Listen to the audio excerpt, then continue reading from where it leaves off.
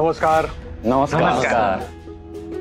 शेवटच्या घडीला तुम्हाला निमंत्रण देऊन तुम्ही आवर्जून इथे आलात त्याबद्दल सरपोतदार कुटुंबियांकडून मी तुमचे आभार मानतो. हे सगळं जरा आयत्या वेळेलाच ठरलंय, शेवटच्या घडीला ठरलंय. सर मी तेच विचारणार होतो की तुम्ही असं अचानक बारसाचा कार्यक्रम कसा ठरवला?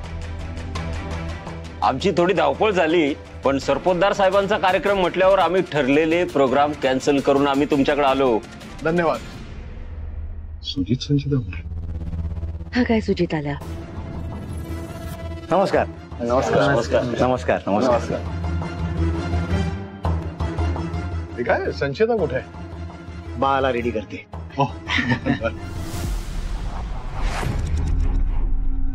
त्या स्वानंदीची रेप केस माझ्याकडेच होती, पण काहीच निघालं नाही त्यातून. हे मोठ्या घरातले लोक, त्यांचे मोठे गेम असतात. 9 महिने होम पण गेले. टाइम फ्लाईज ते म्हणतात ना, ते हेच. एखादी बातमी एवढ्या लवकर शिळे होऊन जाते. कारण आपणच लाईव्ह ब्रेकिंग न्यूज म्हणत शेळ्या बातम्या वाटत असतो. सरपोतदार साहेबांची एक गोष्ट मानली पाहिजे. स्वानंदीच्या बाळाचं बारसं इतक्या मोठ्या स्केलवर करतायत. खरं तर त्यांना त्यांचा काही संबंध नाही याचा. हे मात्र खरं आहे. साहेब आहेतच दिलदार. संचिता सावकाश.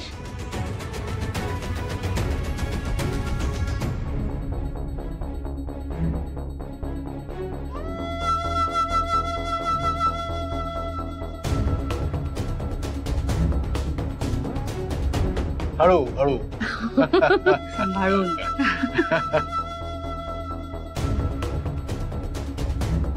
ही पिल्ला पाहिलंस का? तुझ्या बारशासाठी आलेत सगळे, तुला आशीर्वाद देणार आहेत. हे काय संचिताच्या हातात बाळ? हे बाळ नक्की कोणाचं आहे? जाऊ द्या, हा विषय आता काढू नका. तुम्हाला माहिती आहे ना सरपोतदार साहेब कसे आहेत ते. शूटिंग करणार मॅडम. इकडे लुक द्या ना सर. हो. मॅम जरा right look. Thank you madam. Thank you. ए आता चला चला बाळाला पाळण्यात ठेवूया आपण. ए बाळा, ए शोन्या, हा बघ पाळणा किती सजवलाय तो. हा तुझ्यासाठी केलंय हे सगळं. हा